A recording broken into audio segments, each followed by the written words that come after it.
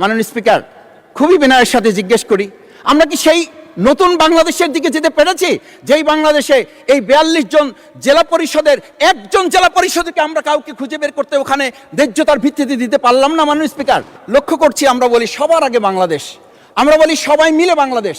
আমি তো তা লক্ষ্য করছি না। আমাদের আশঙ্কার জায়গাটা, আমাদের উদ্বেগের জায়গাটা, উৎকণ্ঠের জায়গাটা মাননীয় স্পিকার ওইখানে যে 11টা সিটি কর্পোরেশনের প্রশাসক বদল হয়েছে, আমরা কি লক্ষ্য করলাম না? সবাই মিলে যদি বাংলাদেশ হয় তাহলে সরকারি দলের বাইরে একজন যোগ্য লোক, সৎ কি মানুষ ওখানে খুঁজে পাওয়া গেল না? মাননীয় স্পিকার আরেকটা কথা বলি, 42টা জেলা প্রশাসক বদল হয়েছে। মাননীয় স্পিকার, এই পাশ থেকে প্রায় কথা বলি যে এখানে বলা হয়েছে যে মানে আমরা সবাই মিলে বাংলাদেশ, সবার বাংলাদেশ যখন বলি, সবাই মিলে দেখি টেবিল চাপড়িয়ে আমরা এই মহান জাতীয় সংসদকে খুবই সরগরম করে ফেলি।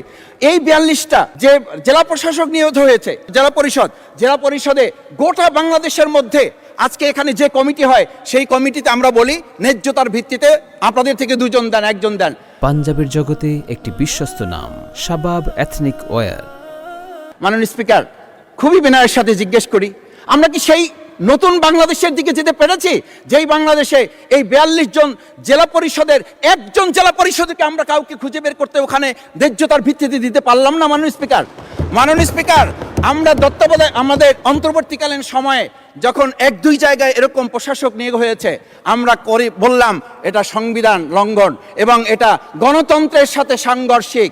আজকে গণতন্ত্রের নির্বাচনের ভিত্তিতে আমরা যখন একটা সরকার পেলাম, সেই সরকারে স্থানীয় নির্বাচনের দিকে না গিয়ে যেখানে সরকারের প্রশাসক ছিল তাদেরকে তড়িঘড়ি করে বদল করে বিশ্ববিদ্যালয় গেলে থেকে শুরু করে নিজ দলীয় লোক গ্রহণ করে আমরা কি এটা বলতে পারি যে সবাই মিলে বাংলাদেশ এবং সবার আগে বাংলাদেশ আসলে এটা আমাদের দেশে আসছে? আমরা বলতে পারি না বিধায়ী আজকে জুলাই সনদ বাস্তবায়ন এবং তার ভিত্তিতে আমাদেরকে এখানে শপথ গ্রহণ করানো হয়েছে।